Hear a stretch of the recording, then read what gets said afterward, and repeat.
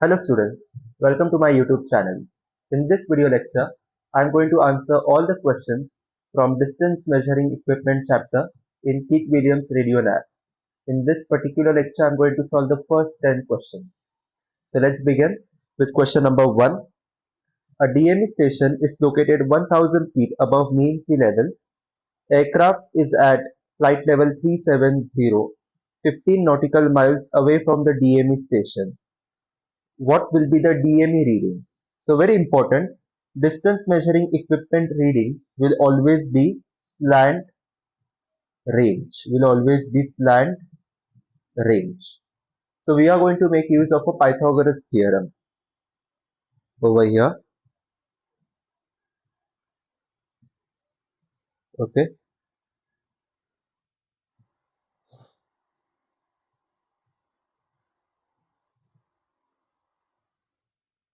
So first, DME station is 1000 feet above mean sea level. So let's say this is your mean sea level.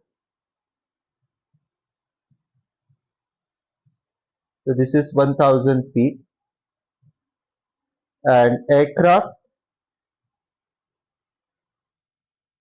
is at flight level 370.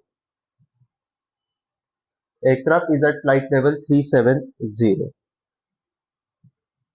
That means a total of 37,000 feet. Now out of this 37,000 feet, we must know the vertical distance of aircraft above the DME station. DME is 1000 feet above mean sea level. Aircraft is 37,000 feet above mean sea level. Okay, and the vertical distance of aircraft from from DME station, from the top of the DME station is, that is 36 36,000 feet. Okay, so 36,000 feet above the DME station, 37,000 feet above mean sea level. Okay, now we are going to join the third side of the triangle. So third side of the triangle, I am drawing another triangle here. So here is your DME station. Here is your aircraft.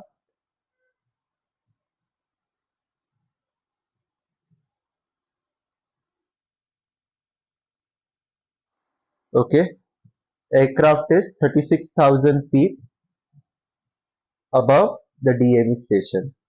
Horizontal distance is, aircraft is 15 nautical miles away from the DME station. Now let's convert this 36,000 feet into corresponding nautical miles. We all know that 1 nautical mile equals to 6,000 feet, approximately 6,000 feet. So how many nautical miles will be equal to 36,000 feet? 6 nautical miles. 36,000 divided by 6 is 6 nautical miles. Now we have to calculate DME reading. DME reading meaning we have to calculate this land range. So let's apply Pythagoras theorem. X square, which is a slant range square, equals to 6 square plus 15 square. So 36 plus 225. Okay, 36 plus 225 is 261. So x will be equal to root of 261. So x will be equal to 16 nautical miles. So answer, the DME reading is going to be, slant range is going to be 16 nautical miles, or 16 into 1.85 is approximately 30 kilometers. 30 kilometers. Next, question number 2. Which of the following will give the most accurate calculation of aircraft ground speed? Okay, so very important is that the distance measuring equipment gives an indication of slant range or slant distance. Okay, slant range or slant distance. Let's say this is your DME station on the ground, okay, and here is your aircraft. Now for the simplicity of your understanding,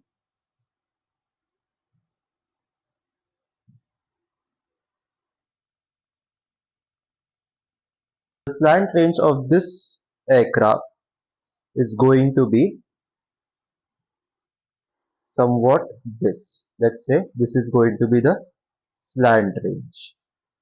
As this aircraft moves towards the DME transponder on the ground, the slant range will reduce. The slant range will decrease. So the new slant range will be only this much. Okay, second. Next. Again, this aircraft will move towards the DME transponder, right? So now the slant range will be somewhat this much. Third. A little bit less than the previous one. Again, when aircraft moves towards the DME transponder, the slant range will be again just this much, 4, right? So we all know that this formula for speed is distance divided by time. So now distance measuring equipment is going to tell us about a slant range or slant distance. So by measuring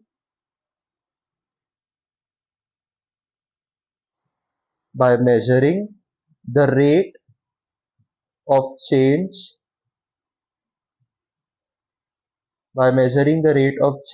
in slant distance,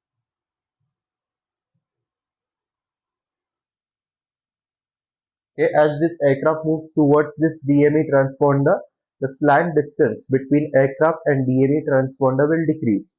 So by measuring the rate at which that decrease happens, how fast or how slow that decrease in range or distance is happening,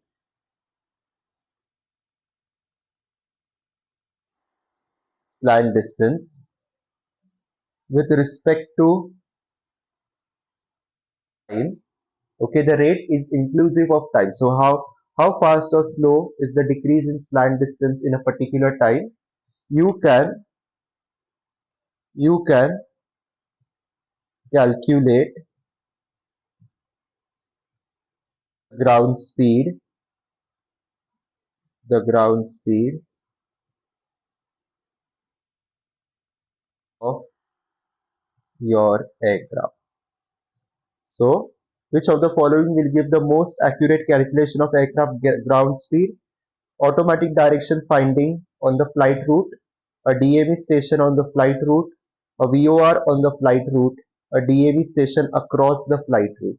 So correct answer is option B, on the flight route. It's very important that you approach the DME station. The DME station is along your flight path. That means aircraft must approach the DME station directly, or it must fly away from the DME station directly. If let's say the DME station is here, say this is your DME station, okay, here is your DME station, and you are flying across this DME station, meaning you are flying a beam this DME station 90-degree to it, okay, you are not flying directly towards it like this, you are not flying directly towards it, but you are flying 90 degrees to it, parallel to it, okay, across it. So in that case you will get a ground speed indication, but that ground speed indication will not be accurate. DME ground speed indications are only accurate when you are either flying towards the DME station or you are flying directly away from the DME station. Okay. Another important point, slant ranges or ground speed indications will also be very accurate when your slant distance, this, when this slant distance becomes more and more equal to this horizontal ground distance.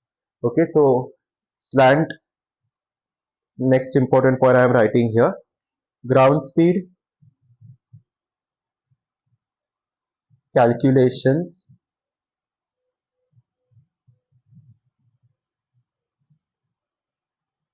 will be accurate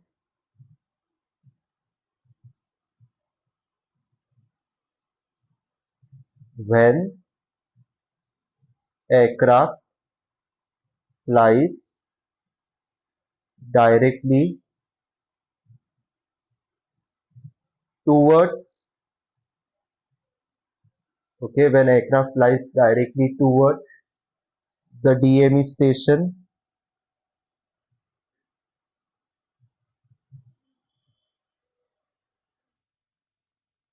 or directly away from the DME station. Very important point. Next, ground speed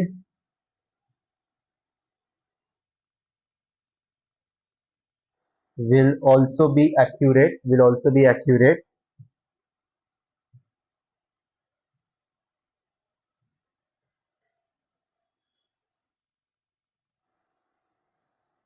when the slant angle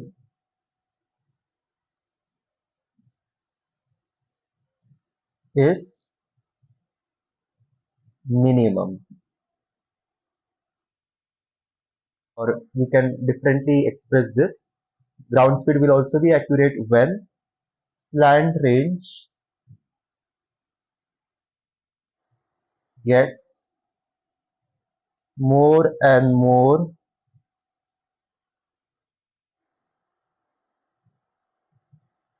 closer to the value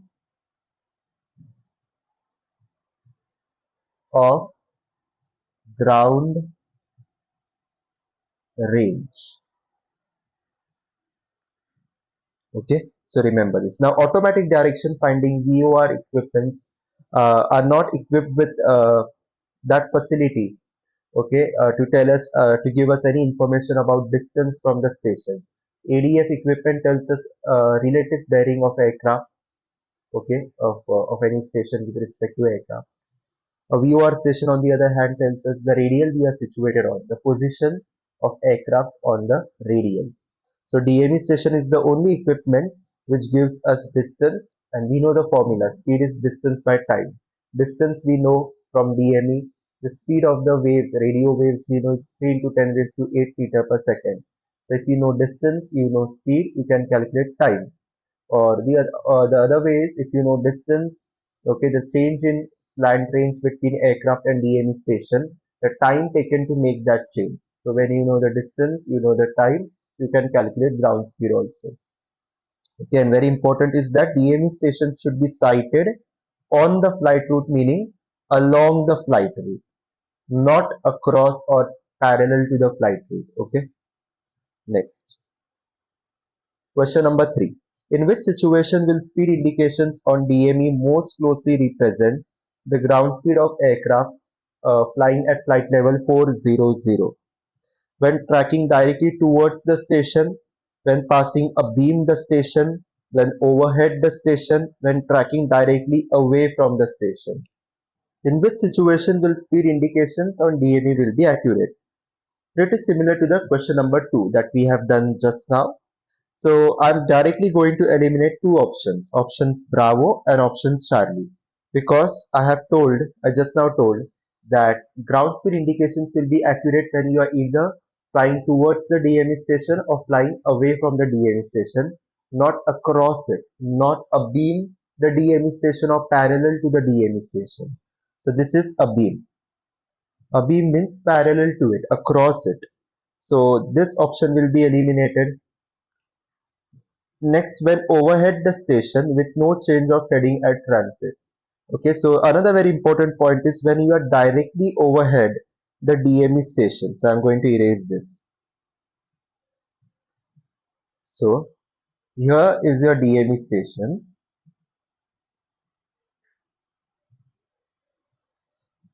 Here is aircraft away from the DME station, approaching the DME station. Now when aircraft, now currently, let's say the slant distance between the DME station and this aircraft is 10 nautical miles. Now when this aircraft continues flying towards the DME station, at one point of time it will be somewhere overhead this DME station. It will be directly overhead this DME station. Now when it is directly overhead the DME station, the slant distance will be like this. It will be like this. So only when aircraft is directly overhead the distance, the slant distance shown by the DME indicator in your cockpit will be nothing but your vertical distance of aircraft, vertical distance of aircraft above the DME station, above the DME station. Okay, that means the height of aircraft above the DME station. Okay, and in that case, when your aircraft is directly overhead the DME station, the DME reading will be interpreted as height of aircraft above the DME station. So ground speed in that case will be 0. Ground speed indication will be 0.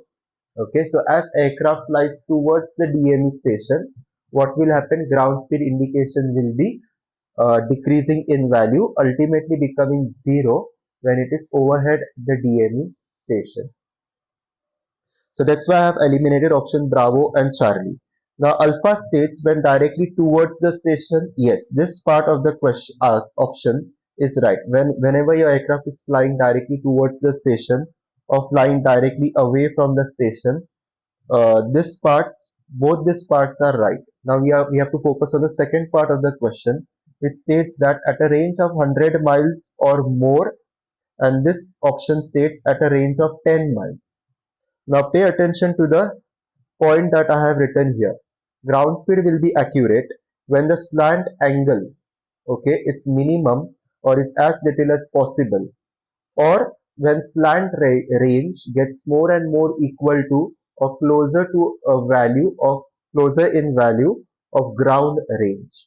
So let's draw the diagram for option A first. Option A states that you are at a range of 100 nautical miles or more, and delta is your 10 nautical miles or more. So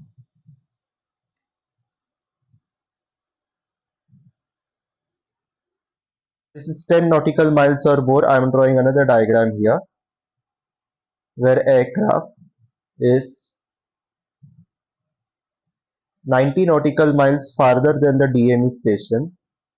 So the same DME station, but in this case now it is 100 nautical miles are away from the DME station. Now this is 100.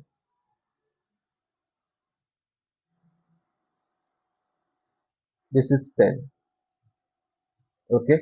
So now comparing these two triangles, the slant angle which is this angle, the angle between the slant range and ground range. Similarly here, slant angle is the angle between slant range and ground range.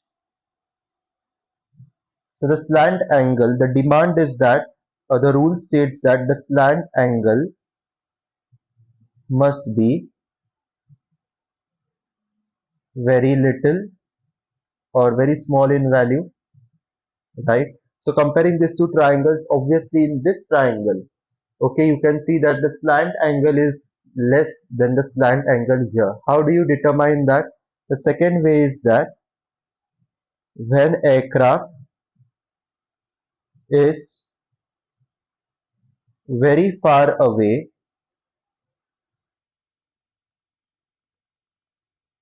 from the DME station,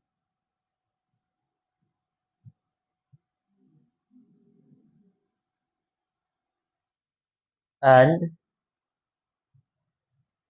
at low altitudes and at low altitudes, slant range slant range becomes similar to horizontal ground range. Now comparing these two triangles, slant range in option diagram 1, aircraft is only 10 nautical miles away from the DME station. In diagram number 2, aircraft is 100 nautical miles away from the DME station. So in the second diagram, the aircraft is much farther away from the DME station. And as you go farther and farther away from the DME station, the slant range will become more and more equal to this ground range. Will become more and more equal to ground range. But when you continue flying towards the DME station, and as you approach the DME station, the difference between this slant range and this ground range goes on increasing. Okay, so that is very important thing. So correct option here will be option number A. When you are directly tracking towards the station and at a range of 100 nautical miles or more, okay, and delta states you are just 10 nautical miles away, so that means you are much closer to the DME station, and ground speed calculations will be accurate when you are tracking directly towards or away. Second requirement is that you must be as far away from the DME station as possible, so that the slant range becomes more and more equal to the horizontal ground range.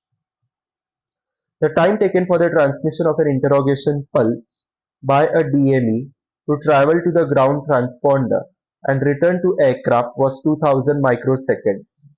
The slant range from the ground transponder was how much? So we have to calculate the distance. We have to calculate the distance between your aircraft, the distance between your aircraft and the ground DME station or ground transponder. So slant range, this is the slant range. We have to calculate slant range. This is the horizontal ground range. Okay.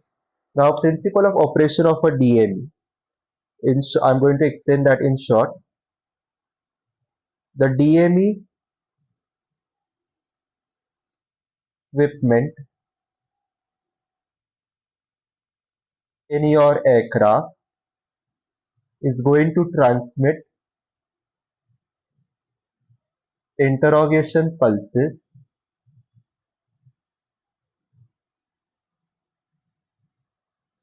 in all directions. Point number 2, the ground transponder, okay, is going to receive this interrogation pulses and retransmit them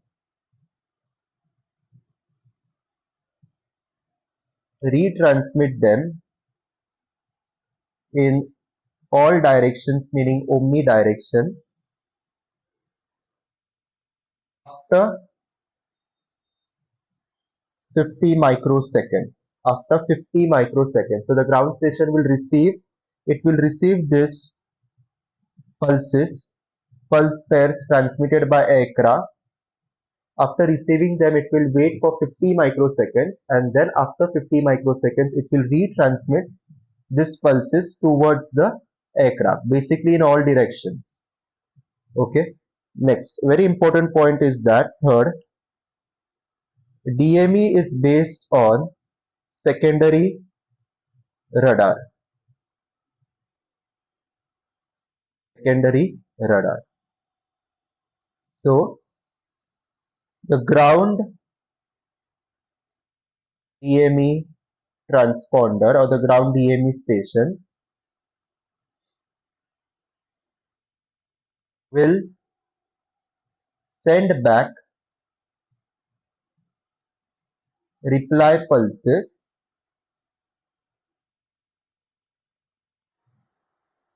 at a frequency which is 63 megahertz different from the interrogation frequency. 63 megahertz different from the interrogation frequency. Let's say for example, just for example, aircraft transmits interrogation pulses towards the ground station at a frequency of 100 megahertz. This is not true, but just for simplicity. So the ground transponder will send back reply pulses at what frequency? At a frequency which is 63 megahertz removed from this 100 megahertz. That means it will send it back at 163 megahertz, or 100 minus 63, which is 37 megahertz. So 63 megahertz removed, that means subtracted from 100 megahertz or added to it. Okay, so this is the principle of operation. Now to calculate the slant range, that is the slant range between your aircraft and DME, we are going to use the formula that we have learned in the radar chapter, which is slant range will be equal to speed of light into pulse recurrence interval divided by 2. Now here the pulse recurrence interval is given to us 2000 microseconds, is given to us 2000 microseconds. Now this 2000 pulse recurrence interval given here is 2000 microseconds. Now this 2000 microseconds is inclusive of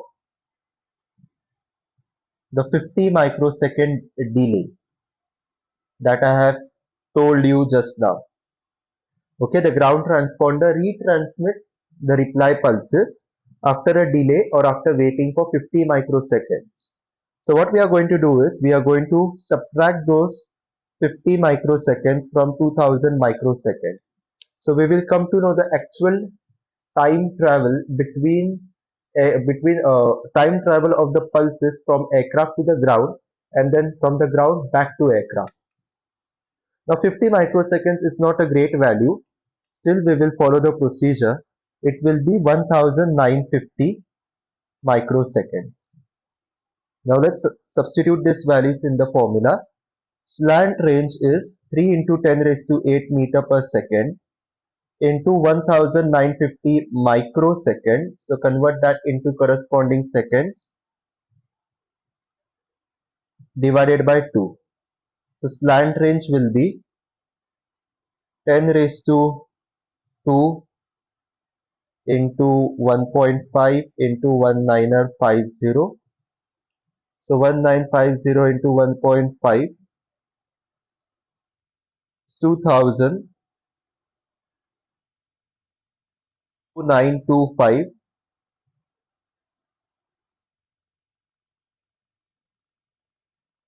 into 10 raised to 2 meters, into 10 raised to 2 meters. So in kilometers it will be equal to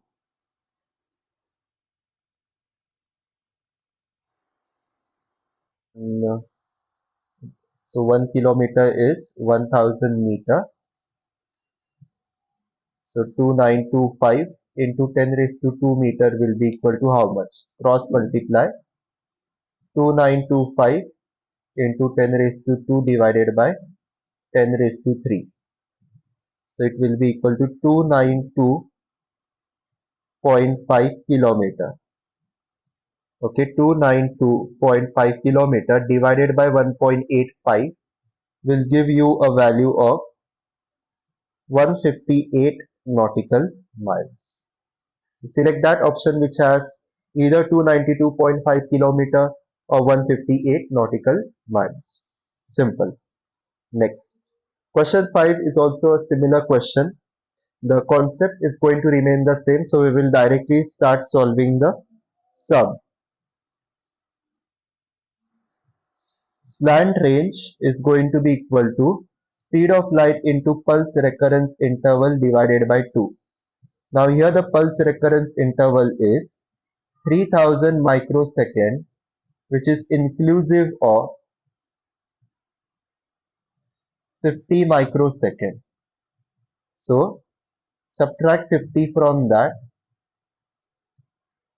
3000 minus 50 is 2950 microsecond. So use this value. So speed of light 3 into 10 raised to 8, time 2950 into 10 raised to minus 6 seconds divided by 2. So slant range equals to 10 raised to 2 into 1.5 into 2950. So 2950 into 1.5, 4425. 4425 into 10 raised to 2 meter, or 442.5 kilometer,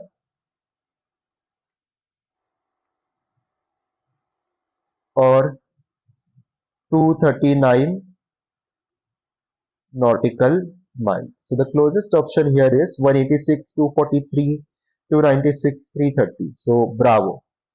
Okay, 239 is closest to 243. So option bravo. Next. Again a similar question. Here the time is 4000 microseconds. So slant range equals to speed of light into time divided by 2.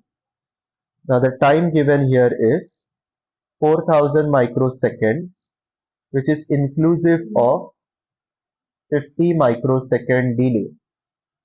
So the actual time taken will be 4000 minus 50, that is 3950 microsecond. Substitute here 3 into 10 raised to 8 into 3950 microseconds into 10 raised to minus 6 divided by 2. So slant range will be equal to 10 raised to 2 into 1.5 into 3950. So 3950 into 1.5 is 5925 into 10 raised to 2 meter, or 592.5 kilometer, or 592.5 kilometer divided by 1.85 is 320 nautical miles. So the closest option here is Charlie, 324. Okay, 324 nautical miles. 186, 296, no, 330. So Charlie, 320. 7. A DME is located 1000 feet above mean sea level. So let's say this is your mean sea level. Okay. The DME station is 1000 feet above it, and aircraft is at flight level 310. That means 31,000 feet.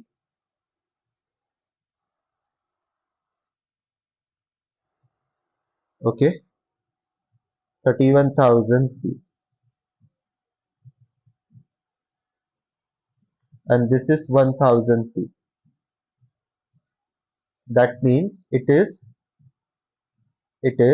only 30,000 feet above the DME station. 31,000 above the mean sea level, and 30,000, that is 31 minus 1, 30,000 above the DME station.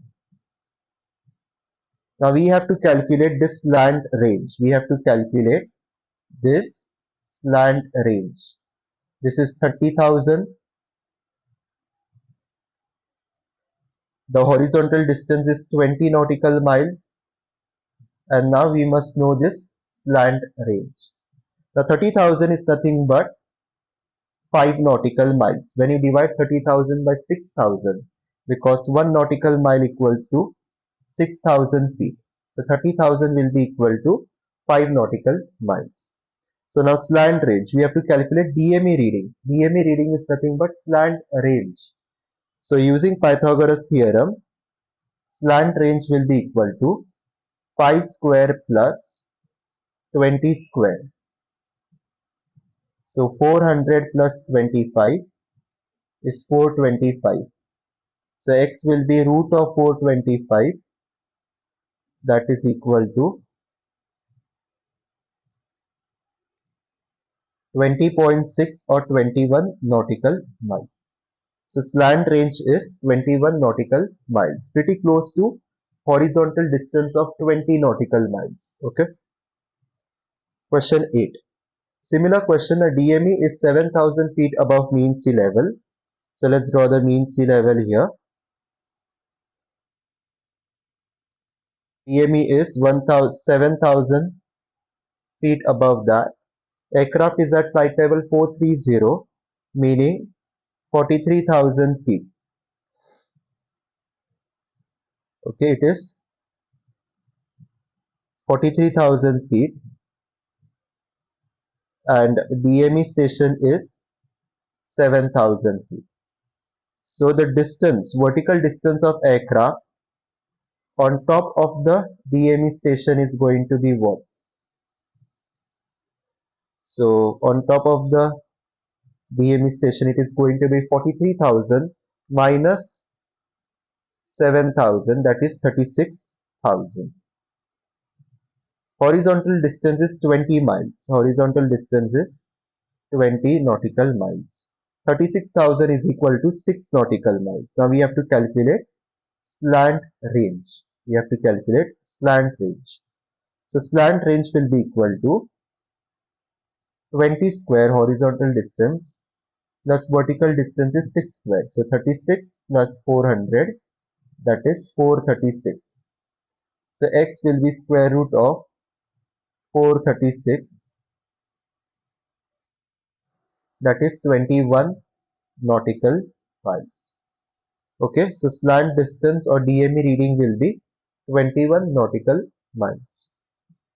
Next. A DME station is 2,000 feet above mean sea level. Aircraft is at 20,000 feet, 10 nautical miles away from the station. What will be the DME reading? So I am going to draw the diagram directly. So the triangle will be look something like this. Okay. Here is your DME station. There is aircraft here. Okay.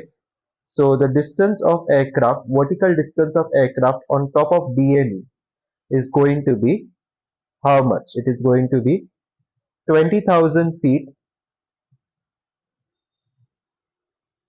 minus 2,000 feet, which is equal to 18,000 feet, because DME station is 2,000 feet above mean sea level, aircraft is 20,000 feet above mean sea level.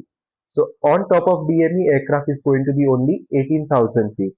18,000 feet is nothing but 3 nautical miles. So vertical distance is 18,000 feet, also expressed as 3 nautical miles.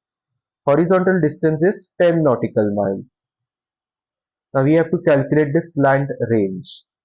So slant range will be equal to horizontal distance plus vertical distance. So 100 plus 9, 109.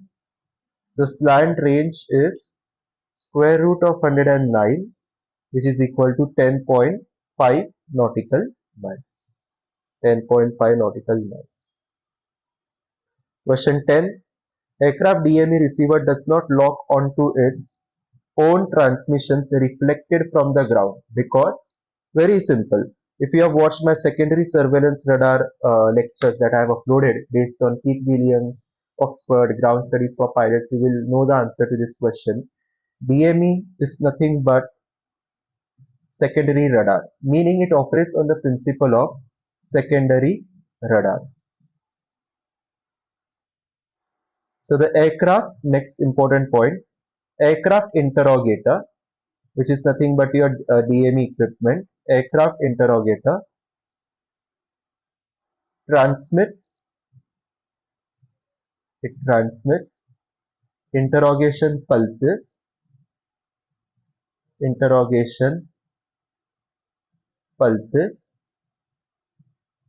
at one frequency, at some frequency, at one particular frequency. Ground station will reply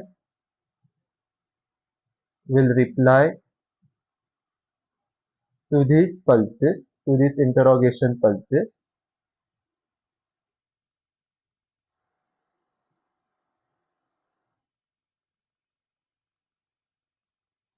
at a different frequency, at a different frequency. That is at a frequency which is 63 megahertz, different 63 megahertz, plus 63 megahertz or minus 63 megahertz. So I'm writing 63 megahertz different from the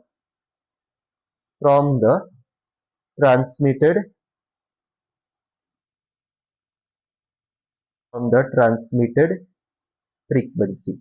Very important point.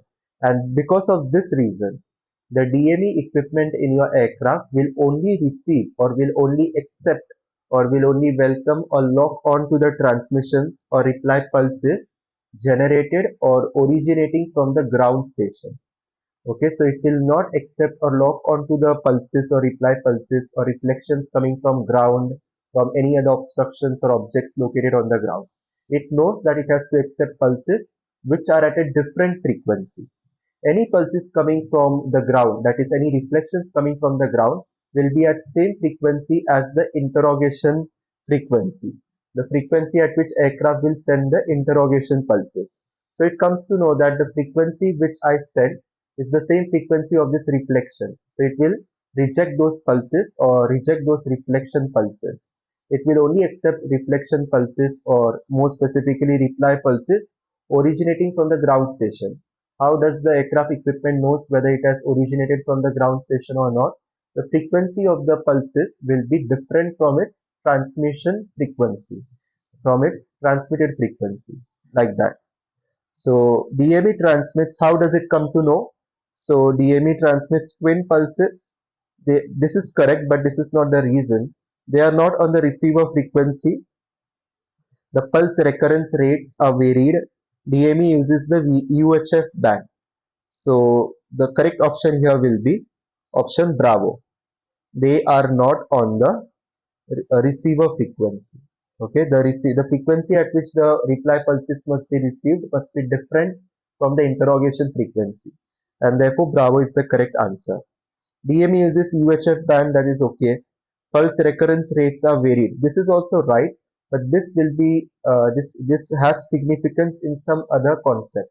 Okay, we will when we come to that question, I will explain how pulse recurrence rates are relevant or useful.